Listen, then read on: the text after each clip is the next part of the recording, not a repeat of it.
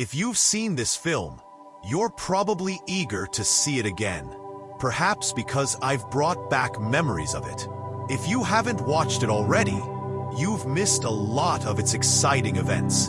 And since it was produced in 1997, it's one of those old films characterized by professional acting that has not lost its appeal to this day. In a world where luxury meets the unknown, The Edge doesn't just throw its characters into danger.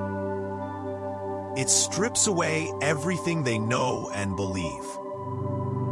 It's a story about men who thought they had it all: money, fame, success, only to find themselves standing before nature's cold. Merciless truth. No status, no followers, no privilege. Just the will to survive. The wilderness in The Edge doesn't just test the body. It challenges the soul. Every sound in the woods feels like a warning. Every step forward feels like defiance. This isn't just a survival film. It's an exploration of human nature. Hold on to. When everything else is lost. It begins with a journey. A trip meant for escape, for adventure. But adventure turns to accident. And accident turns to chaos. Trapped in the freezing vastness of Alaska, the characters are hunted, not only by the monstrous bear that stalks their every move, but by fear, hunger, doubt, and each other. They're forced to confront more than the dangers around them. They must face the fears they brought with them. In The Edge, survival isn't just physical. It's mental, emotional, psychological, and the hardest part is realizing that nature isn't the only predator out there. Nature is the great equalizer. It doesn't care how powerful you are. It doesn't care how many degrees you hold or how sharp your suit looks. In the wild, everyone is just flesh, bone, and instinct. In The Edge, every tree hides a threat, every sunrise is a warning, and every night could be the last. The journey isn't just through mountains and forests, it's through the mind, through fear, through regret, through the desperate hope that maybe, just maybe, they'll live to see the world again. But nature is patient. It waits, watches, and strikes when you think you've won. There's a silence in the wilderness that speaks louder than words. In The Edge, that silence isn't peaceful. It's heavy, charged with uncertainty. You can almost hear the tension crackle between breaths. Every rustle in the leaves feels like it's watching. Every quiet pause between the characters is louder than their arguments. The forest becomes more than just a backdrop. It becomes a character. It's cold, unpredictable, and ever-present, reminding them that they're far from safe. But what's more terrifying than the howls in the distance is the unspoken fear between two men who no longer trust each other. This is survival drama at its purest, not just against the wild, but against the fragility of human connection when it's needed most. Strength is overrated. In The Edge, it's not about how fast you run or how hard you hit. It's about how long you can keep moving when everything hurts. When your mind screams, "Give up," and you whisper back, "No." Charles and Bob are two very different men. One is calm and calculated. The other, impulsive and emotional.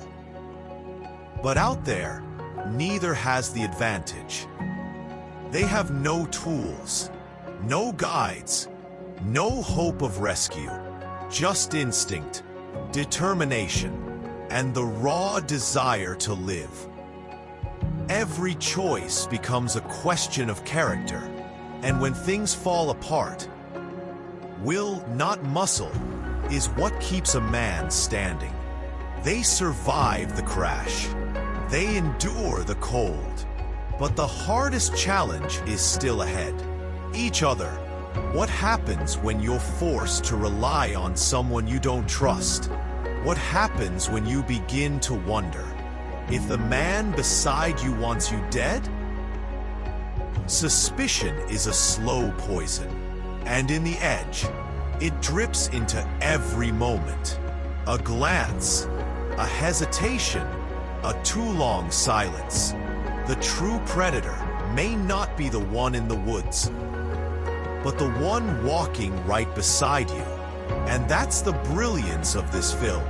It blurs the line between man and beast, and leaves you wondering which is which. Charles Morse is not your average survivor. He's not rugged, not athletic. He's a billionaire, a man of thought, not action. But The Edge asks a powerful question. What happens when a mind made for boardrooms is thrown into the brutal wild? Charles doesn't just survive. He calculates. He adapts. He applies logic in a world where instinct reigns. And that's the beauty of this contrast. A man more comfortable with books and ideas, rising in a place where muscle and might usually win. It's not about who's stronger. It's about who can think under pressure. And Charles? He becomes living proof that intelligence isn't weakness. It's survival. At the core of The Edge lies a fragile, volatile bond. Trust. In the beginning, trust is nowhere to be found. Tension fills the air like fog, dense, impossible to escape. There's jealousy, pride, secrets. But when survival is on the line, something begins to shift. Shared pain builds strange bridges. And what starts as rivalry slowly twists into something that almost looks like brotherhood. It's not smooth, it's not perfect, but it's real. And that's what makes The Edge resonate. It doesn't give us Hollywood friendship. It gives us raw, earned respect, forged in fire. Every day is a trial, a test of patience, of planning, of hope. There are no big speeches, no heroic music, just cold, hunger, and exhaustion. And yet, they keep moving through rivers, over cliffs, past fear. The Edge doesn't romanticize survival. It shows it for what it really is: ugly, painful, and full of doubt. But that's where the beauty is, because survival isn't about looking good. It's about pushing forward when no one's watching. And the transformation that happens isn't just physical, it's internal. They emerge as something new, scarred, yes, but stronger. Forget the cold, forget the bear. The real battle is inside. The whispers of fear, the creeping voice of paranoia, the memories that haunt when silence surrounds you. The Edge dives deep into the human psyche. Charles and Bob aren't just running from nature. They're running from themselves. Regret, pride, guilt. It all bubbles to the surface when the noise of the world fades away.